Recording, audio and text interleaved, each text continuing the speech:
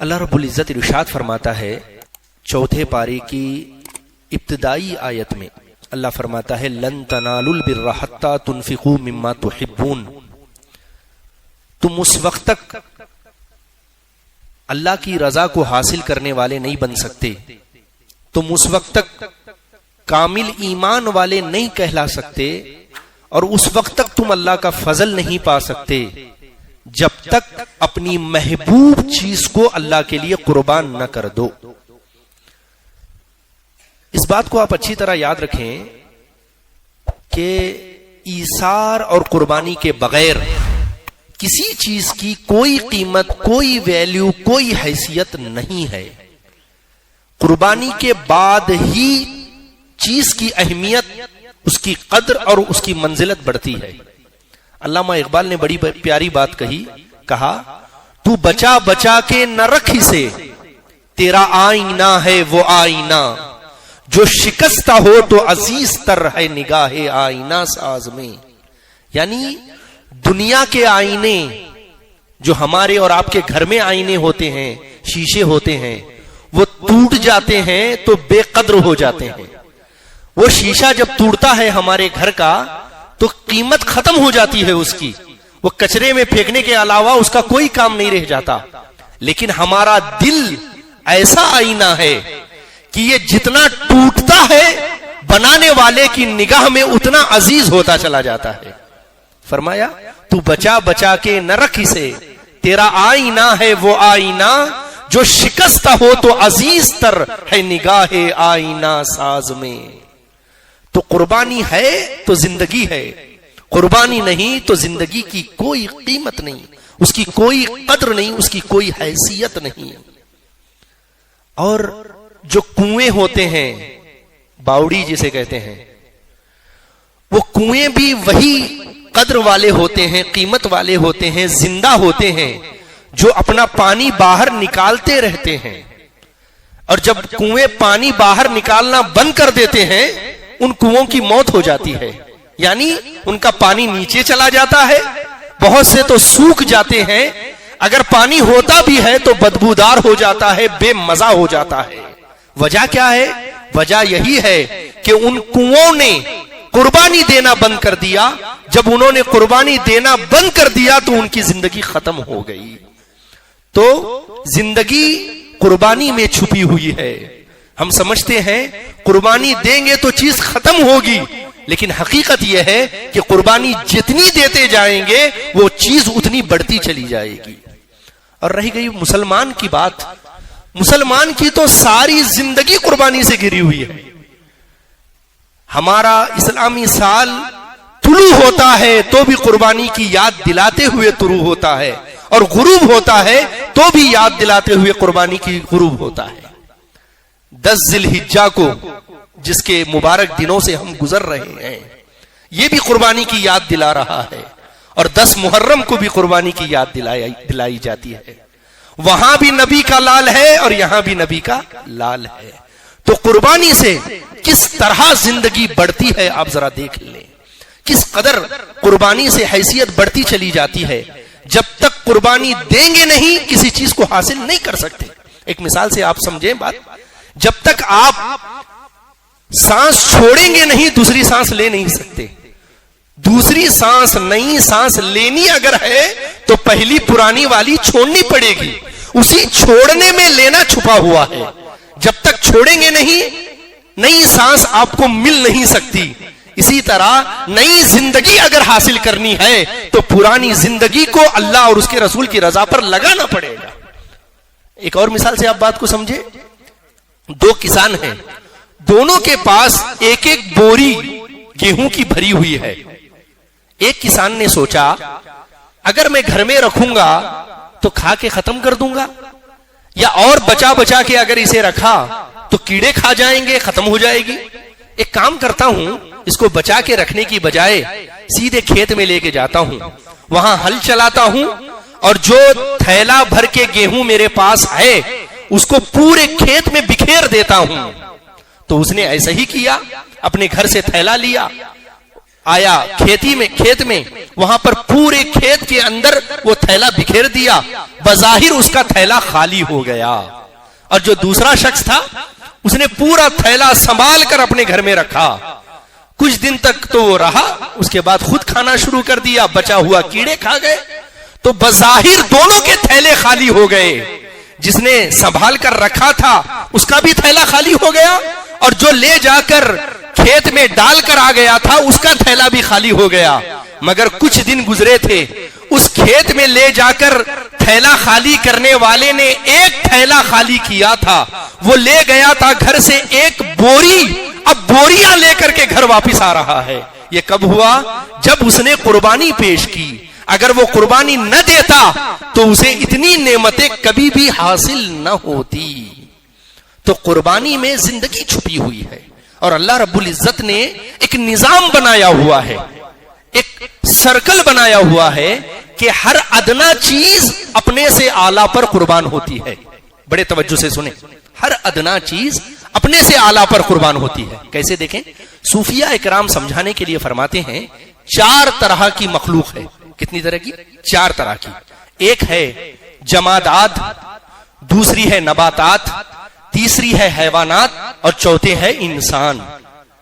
جمادات یعنی مٹی اور پہاڑ، زمین، یہ سارے جمادات۔ نباتات جیسے گھاس پھوس، درخت، پیڑ پودے، اور حیوانات جیسے گائے بیل بھینس وغیرہ، اور انسان ہم سب۔ تو دیکھیے آپ، سب سے پہلی مخلوق ہے سب سے نیچے، وہ ہے جمادات یعنی مٹی، پہاڑ۔ اب دیکھیے ایک کسان آیا، اچھی بھلی زمین صاف ستھری تھی، سیدھی تھی، اس نے اس میں ہل رکھ کر اس کو چیر دیا، پھاڑ دیا، اس کو قربان کر دیا، ایک طریقے سے پھاڑ دیا۔ اس کے بعد اس میں لا کر اس نے بیج ڈالی، بیج اس میں ڈالی۔ تھوڑے دن کے بعد کیا دیکھتا ہے، جو زمین پھاڑا تھا اس نے اور بیج ڈالا تھا، وہاں لہلہاتی فصل نکل کے آ گئی، باہر فصل آ گئی۔ ابھی وہ فصل جو ہے بڑی ہوئی تھی، دیکھنے میں اچھا لگی رہا تھا کہ آواز آئی کہ درانتی لو اور اسے کاٹو۔ بھئی کیوں کاٹو؟ اس لیے کاٹو کہ اس کے لیے پہلے کوئی قربان ہوا تھا، زمین اس کے لیے قربان ہوئی تھی، اب اسے بھی کسی کے لیے قربان ہونا ہے، لہٰذا کاٹا گیا۔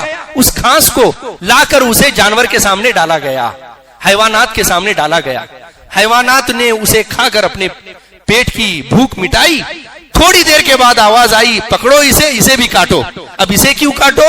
پچھلا دستور دیکھو کہ مٹی قربان ہوئی تھی درخت کے لیے، درخت قربان ہوا تھا اس حیوان کے لیے، اب یہ حیوان قربان ہوگا انسان کے لیے۔ اللہ نے یہ دستور بنایا ہے کہ جمادات وہ نباتات پہ قربان، نباتات حیوانات پہ قربان، اور حیوانات انسان پر قربان، اور یہ انسان سراپا اس رحمان کے لیے قربان۔ اور اگر یہ قربان نہیں ہے تو پھر اس کی زندگی بیکار ہے، اس کی زندگی کی پھر کوئی قدر نہیں ہے، اس کی کوئی کیا کہتی ہے اہمیت نہیں ہے، اور حقیقت میں یہ بے وفائی ہے، حقیقت میں یہ بے وفائی ہے۔ اللہ نے ایک دستور بنایا تھا کہ ہر ادنا چیز وہ کس پر قربان ہو رہی تھی؟ اعلیٰ پر قربان ہو رہی تھی، لیکن انسان نے اس دستور کو توڑ دیا، اپنے لیے تو ساری چیزوں کو استعمال کرتا رہا۔ اس نے گھاس بھی کھایا درخت کی شکل میں اور بھاجی وغیرہ کی شکل میں، اس کے بعد جانور بھی کھائے اس نے، لیکن جب خود کو اللہ کے لیے قربان کرنے کی بات آئی تو آنا کانی کرنے لگا۔ یہ انسانیت نہیں ہے۔ تو میں عرض یہ کر رہا تھا کہ انسان کی بقا، اس کا مقام، اسے مرتبہ قربانی کے بعد ملتا ہے، اور جو قربانی پیش نہیں کرتا اسے اللہ کی نگاہ میں کوئی مقام، کوئی مرتبہ نہیں ملتا۔ جس عظیم شخصیت کی ہم اور آپ آج کے دنوں میں خاص کر یاد کر رہے ہیں اور ان کی یادگار منا رہے ہیں، حضرت ابراہیم علیہ السلام، ان کی پوری زندگی قربانی سے گھری ہوئی ہے۔ پیدا ہو کر دنیا سے رخصت ہونے تک انہوں نے، اللہ رب العزت نے جب ان سے قربانی کا مطالبہ کیا، انہوں نے اللہ کی بارگاہ میں قربانی پیش کرنے کے لیے وہ تیار ہو گئے۔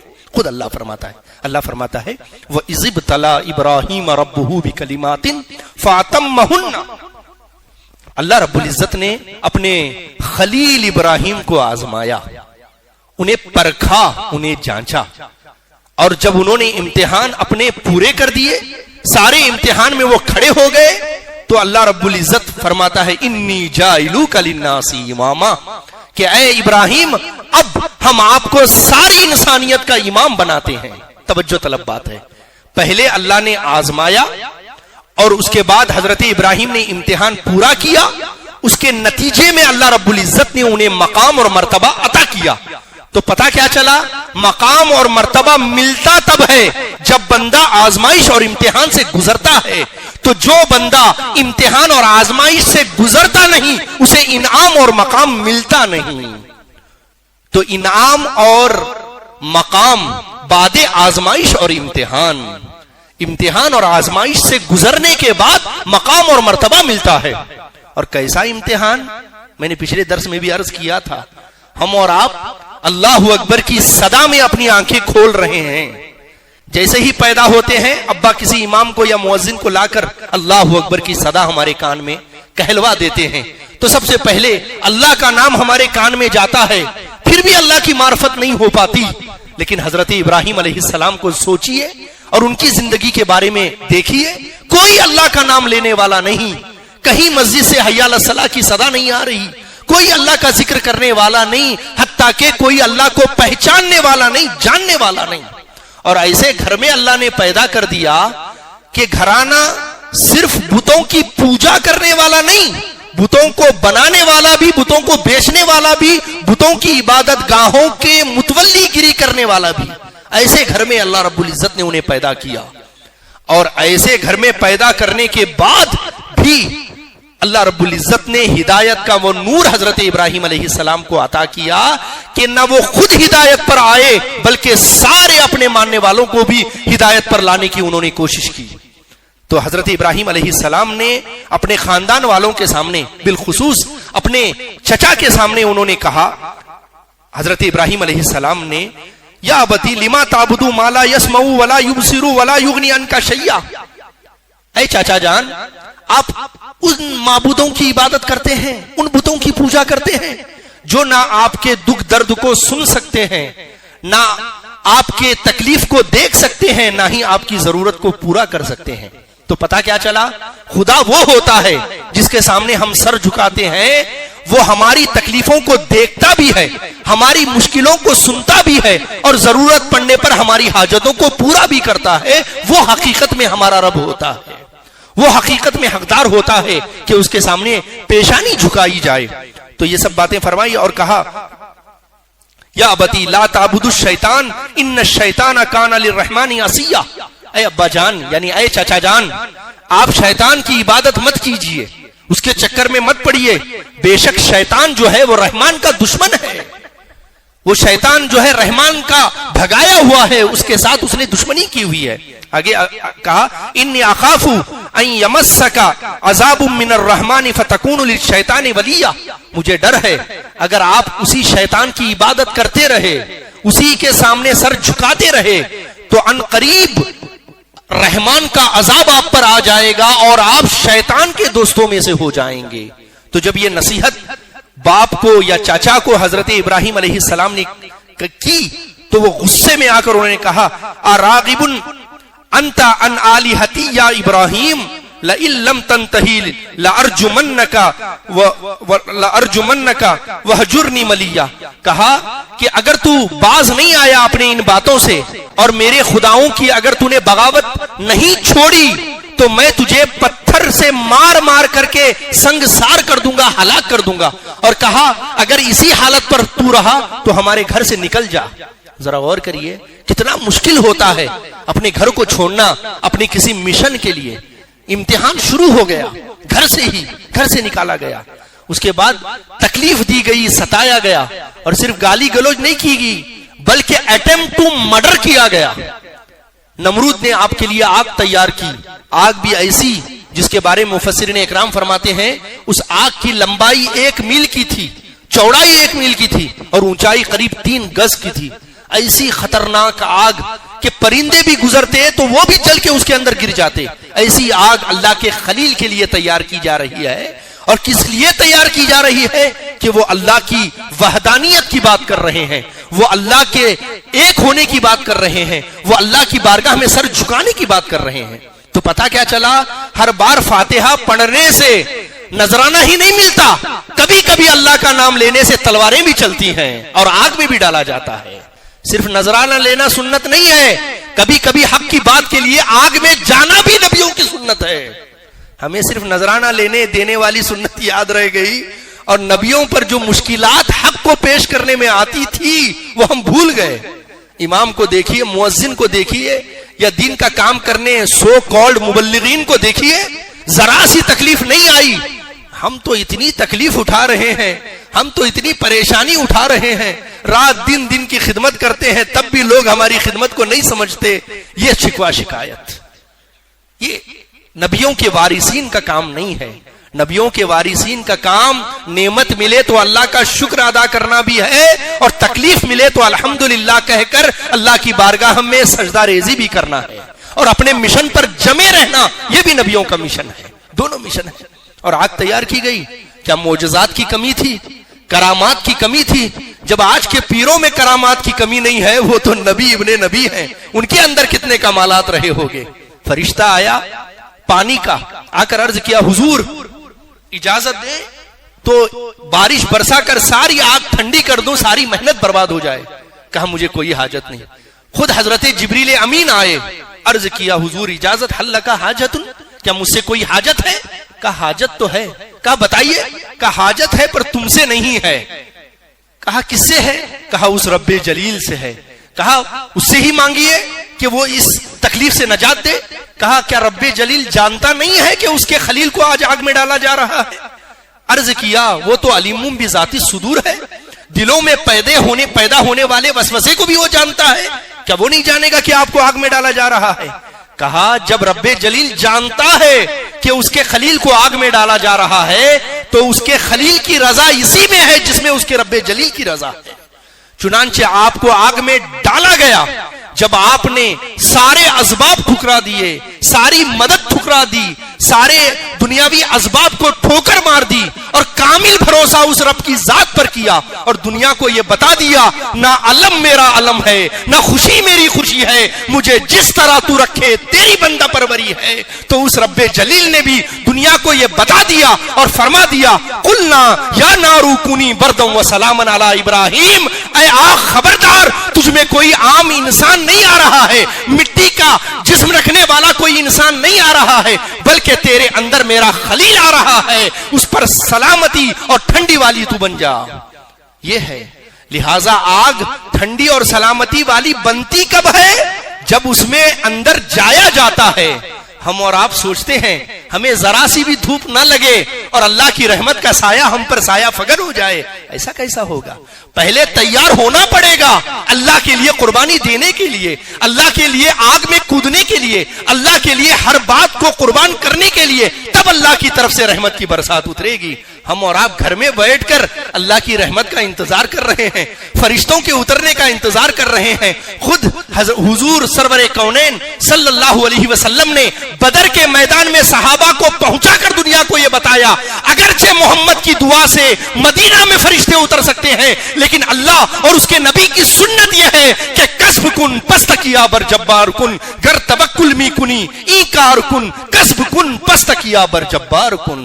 پہلے کھیتی بھی جوتو، اس میں بیج بھی ڈالو، اس کے بعد پانی سے سیراب بھی کرو، تب فصل کے لیے اللہ سے انتظار کرو کہ اتنی محنت میں نے کی ہے، اے اللہ اگر تو چاہے گا تبھی فصل ملے گی، اور اگر تو نہ چاہے گا میں 1000 گوبری ڈالتا کیوں نہ رہوں، 1000 پانی سے سیراب کیوں نہ کرتا رہوں، تیری مرضی نہیں ہوگی تو ایک دانہ بھی مجھے نہیں مل سکتا۔ یہ اصل میں توکل ہے کہ پہلے بندہ اللہ کی راہ میں نکلے، اس کے بعد اللہ کی رحمت کا انتظار کرے۔ دعا کرتا ہوں اللہ کریم سے، مولا کریم کہنے سننے سے زیادہ ہمیں آپ سب کو ان باتوں کو صرف جذباتی طور پر نہیں، عملی طور پر سننے اور عمل کا جذبہ لے کر اٹھنے کی توفیق عطا فرمائے، آمین یا رب العالمین بجاہ سید المرسلین۔ حضرت محترم، ویڈیو اگر پسند آئی ہو تو ویڈیو کو لائک کریں، شیئر کریں، اور اگر ہمارے چینل پر نئے آئے ہوں تو چینل کو ضرور سبسکرائب کر کے بیل آئیکن کو بھی ضرور دبائیں تاکہ ہماری نئی آنے والی ویڈیو آپ تک ضرور پہنچے۔ السلام علیکم ورحمۃ اللہ وبرکاتہ۔